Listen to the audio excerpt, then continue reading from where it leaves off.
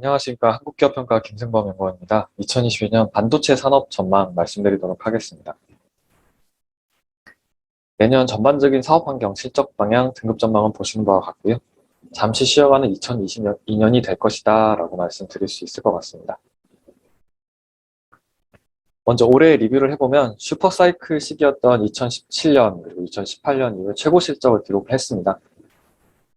언택트 수요는 계속 지속됐지만 타이트한 수급이 이어지면서 메모리 반도체 전반적인 ASP가 상승했습니다. D램과 낸드 모두 합산한 메모리 반도체 전체 시장은 2020년보다 약 30% 이상 성장할 것으로 보입니다. 시장 전체 규모만 놓고 보면 2018년을 조금이라도 상회할 수 있을 것으로 보이고요. D램과 낸드 모두 공유 수익성이 개선됐습니다.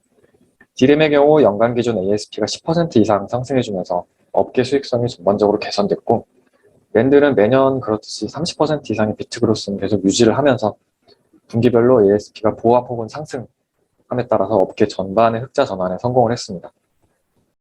연말 정도에는 오랜만에 낸드 업계 주력 업체들이 모두 영업 흑자 전환에 성공할 것으로 예상하고 있습니다.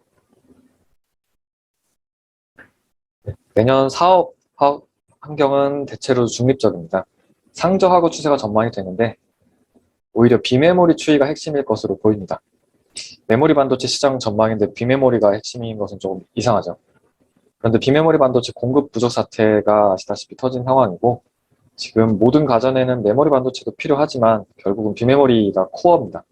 그러다 보니까 2021년 4분기부터 비메모리 반도체가 없다 보니까 IT 세트가 출하가 안 되고, 그러면서 이런 이연된 수요 등이 덩달아서 메모리 반도체 판매까지 지연을 시키는 상황이다라고 말씀드릴 수 있습니다. 전반적으로 수요는 PC 쪽은 언택트 수요가 좀 일단락되는 모습이고요. 스마트폰은 원래부터 그랬듯이 성장률이 좀 둔화된 상태입니다. 다행히 이제 서버가 장기적으로는 클라우드 확산 등으로 수요가 탄탄할 것으로 보이는데, 워낙에 이제 업체별 캐펙스 일정이 제각각입니다. 여기서 말하는 업체라는 것은 하이퍼스케일러, IDC 업체들이고요. 그러다 보니까 단기적으로는 이제 변동성이 좀 높을 것으로 보이고 있습니다. 그리고 고객사들의 메모리 반도체 재고가 조금씩 확대되면서 2022년에는 상반기까지는 공급 과잉 기조가 좀 우세할 것으로 보입니다. 특히나 올해 꽤나 많은 캐펙스가 D램, 낸드 합산해서 투자가 되었는데, 보통 투자되고 양산되기까지는 수개월 정도 소요된다는 점을 감안을 하면 본격적인 생산이 이제 내년부터 집중될 겁니다. 그러면 이제 공급은 늘어나게 될 거고요. 다만 2022년 하반기에는 비메모리 반도체 공급난이 해소가 좀 되고, 연초 투자 스케줄 조정을 통해서 공급 과잉이 다시금 좀 해소되는 방향으로 나아갈 것이다 라고 말씀드릴 수 있습니다. 내년 2022년 실적은 매출 성장세는 유지될 것으로 예상합니다. 수익성은 올해보다 다소 지금 저하될 것으로 예상을 합니다. 물론 메모리 반도체 업계 영업이익률이 타 산업보다 워낙에 높다 보니까 수익성이 떨어진다고 해도 절대적인 수준에서는 비교한다 해도 우위는 가져갈 것이나 올해보다는 조금 더 떨어질 것이다 라고 이해해 주시면 되겠습니다. 먼저 2021년 4분기부터 주요 메모리 반도체 ASP 하락이 예상되고 있습니다. 수요 쪽에서 세트 수요 일부 지연 때문에 나타나는 현상인데요. 이것은 내년 하반기 정도부터 해소가 될 것으로 보입니다.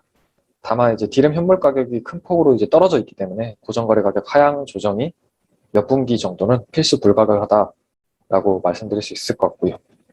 따라서 내년 2022년에는 연간 기준으로 D램, 낸드 모두 ASP 하락 추세가 전망이 되고, 다만 이제 낸드 쪽은 비트그로스가 여전히 높은 수준을 유지를 하면서 시장 규모 성장세는 유지할 것으로 보고 있습니다. D램 쪽은 거의 올해와 유사한 정도의 시장 규모가 될 것으로 예상하고 있습니다.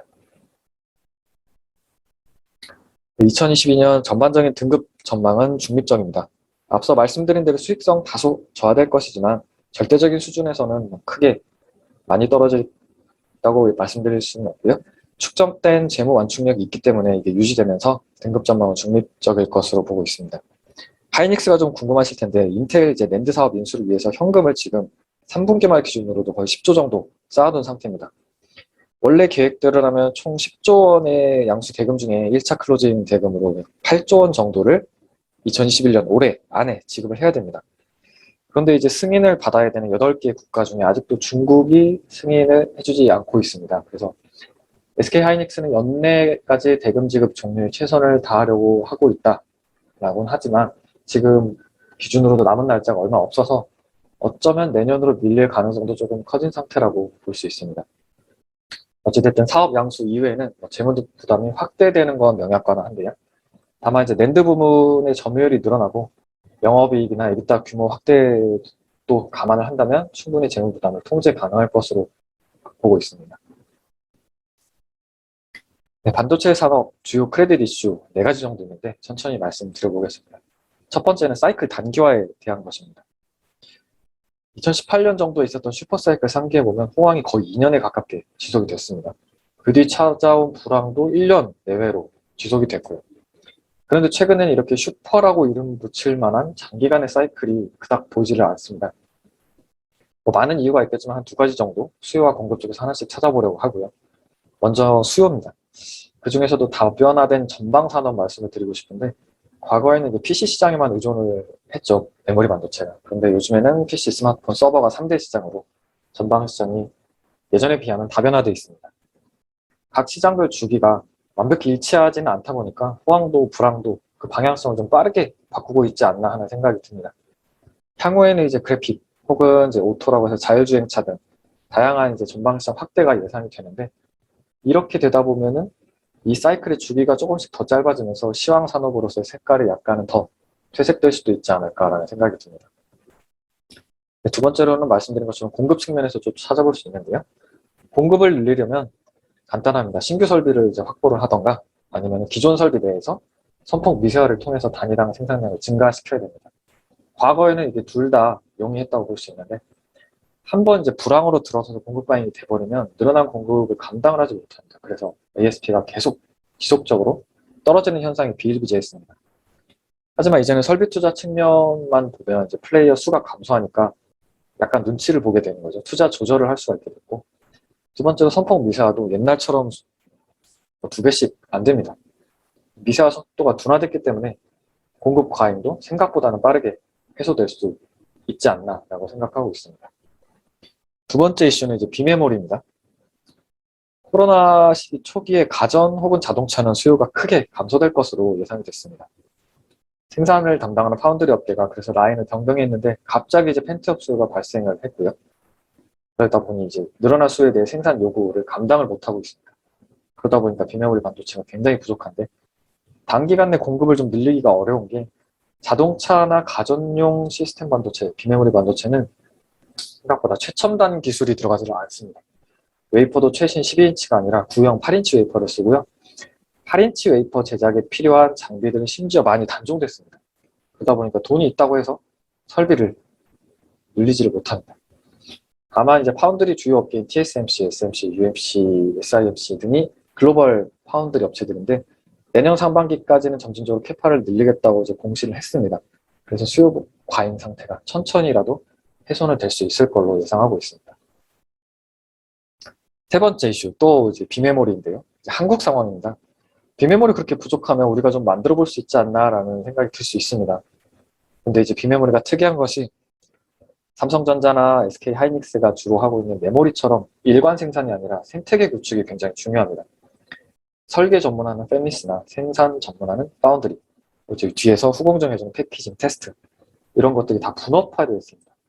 여기서 가장 큰 규모의 설비나 자본이 필요한 것이 역시 파운드리인데 글로벌 파운드리 업계는 대부분 이제 대만이나 유럽 등지에 있습니다. 국내 업체 중에 삼성전자가 글로벌 파운드리 점유율 기준 2위라고는 하는데 삼성전자 내부 거래 비중이 좀 높은 편이고요. SK 하이닉스는 이제 사업 초기 단계라고 봐도 무방합니다. 물론 키파운드리 인수해서 늘어나고는 있습니다.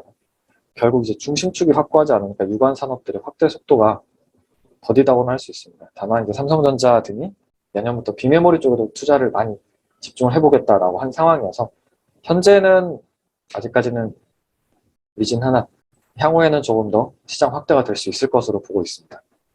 네, 마지막으로는 이제 에너지 원자재 가격 상승과 그리고 공급망 경쟁이 반도체 산업에 미치는 영향이 어느 정도일까? 결과적으로는 이제 제한적이다라고 말씀드릴 수 있고, 다행히 이제 반도체 산업이 원재료가 전체 비용에서 차지하는 비중이 그렇게 크지가 않습니다. 그리고 공급 경색의 경우 IT 세트 수요를 좀 이연시키는 작용은 하고는 있습니다. 실제로 하고는 있지만 그 영향이 매우 큰 것은 아니고요. 그래서 실적에 뭐 어마어마한 영향을 미칠 정도는 아니라고 보고 있고, 향후에 2022년 정도에는 이제 회복이 예상이 되고 있습니다. 네, 이상 여기까지 발표드리겠습니다. 감사합니다.